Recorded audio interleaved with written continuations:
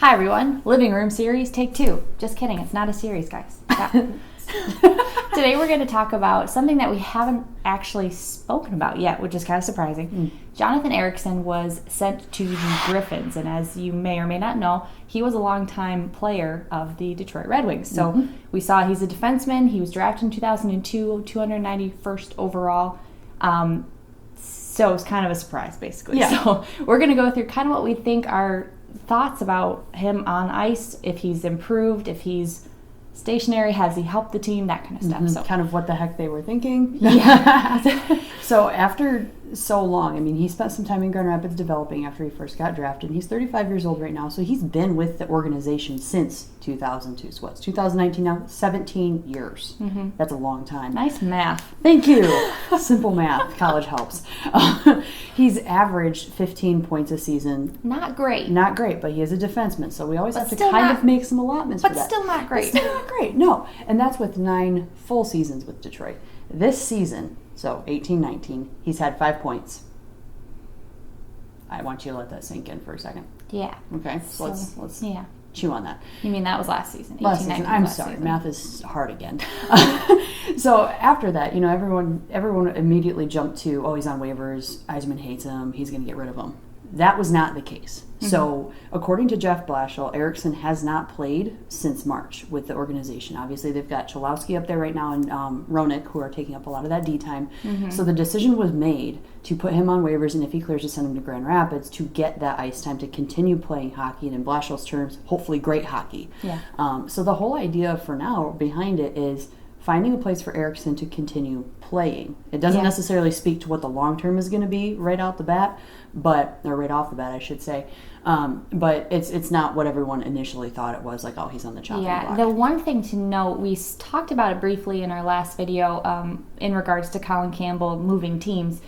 But I think a huge reason that he wasn't claimed off waivers is because of his low production. He is a calming force on the ice. He's a great veteran defenseman as far as like experience goes, so he can right now be used alongside rookie defensemen to train them up. So right now he is proving great service in the Grand Rapids Griffins organization. So he's not, I don't think he's wasting space. We can use a good calm defenseman, you know, and maybe not a point producer, but I think his role is more of the growing role. But also, not being claimed off waivers does kind of point to not really being looked at by another team. So it is hard to know his future, and I'm sure it's even more hard for him considering he had been in Detroit for 10 plus seasons or 10 plus years, and you know, now he's uprooting his family. He's got to come to Grand Rapids. He has to. It's a business for an undetermined amount of time. Right. So with him, I'm sorry, I didn't mean to interrupt. That's fine. I Go ahead. apologize. But with him, I mean, I've talked with Coach Simon, who's the head coach of the Griffins, and he's just stated how Ericsson is handling it in a very mature way. Which is expected. Yeah. I mean, like I said, it is a business. Yeah, and he's frustrated. He's confused. He's a little uncertain as to what's going on. But Simon has said, love that, Simon says that, you know, his presence alone in the locker room has already proved to be a dramatic increase of morale with the team and the defense. I think what I was saying, and I never actually ended up saying it, the whole that's what we do. the whole moving team thing, it's considering he is a vet, there's so many guys coming up in the system. We've got Moritz Seider, who was just drafted. We've got Gustav Lindstrom, who is playing with the Griffins right now. All these defensemen coming up in the system. It's much like the Colin Campbell situation where it's like, okay, this guy's on waivers. Do we keep him or do we use this young talent that we've got? Question or answer. We use this young talent that we've got, and you get guys off free agency. You get, you know, guys that have been in our system. It looks like Ericsson just kind of fell through the cracks. And honestly, with his point production and stuff like that, it's understandable. But like I said, I do think he's helpful in the Griffins organization. Oh yeah, for sure. And over the last couple seasons since his draft, obviously, the game has changed dramatically. So there's a lot. You're not going to see it too much because there's not a lot of teams who have those players that have been around for almost 20 seasons. It's just not the way things are now. I think a lot of people go for the 5 to 8 year contract. So Ericsson is kind of an anomaly. And the Red Wings are an anomaly in the sense that we always have these super long-term guys, and they die with our team. We love the veteran leadership. Yeah, we always say absolutely. it. And I love it too. It's great. Yeah, but you got to think of how much the game has changed since then, and can these guys adapt their game to what it is now? And in Ericsson's case, he has been unable to. Mike Green, for example, when he's not ill, he's a very offensive player. This season he has been slow to start. Yeah, just a little bit slower. Yeah, same age as Ericsson, but he's been able to kind of speed up his game a little bit to match the way the game is going now, and the way the team needs to go is a very offensive mind blue line. So Ericsson just kind of, like you said, fell through the cracks with that. And it's not to say he's not a quality player necessarily. Yeah. He's a good person, and there should be a place for him somewhere.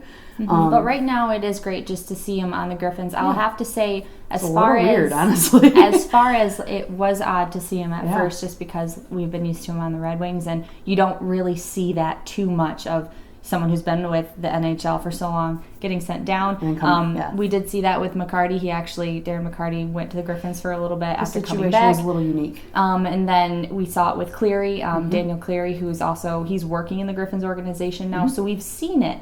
It's not abnormal, but it is still weird when you see it. Basically, what do you think about Ericsson being sent down? Do you think it was a good move for the Red Wings? What do you think he adds to the team, or maybe takes away? Is he taking away a spot from someone else? I don't think so. No. But right now I think he's doing great. So what do you think? We'd love to hear it. We'd love to see your comments. Also, shout out to Eric, who I met at a Griffins game on Friday. Hi, Eric. Thanks for watching. Sorry. This is Rachel. Hi. He's in Colorado, so it's super great to see you guys out and about watching hockey, and we love it when you come say hi. I did want to say one thing.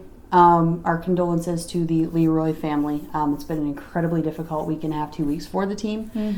Bill LeRoy was our longtime video coach. Ericsson knew him and worked with him very closely. And unfortunately, he did pass away in the last week and a half or so. So our condolences to that family, and he'll forever be a part of our organization. Yeah, for sure. So comment, let us know what you think, and we will see you next week.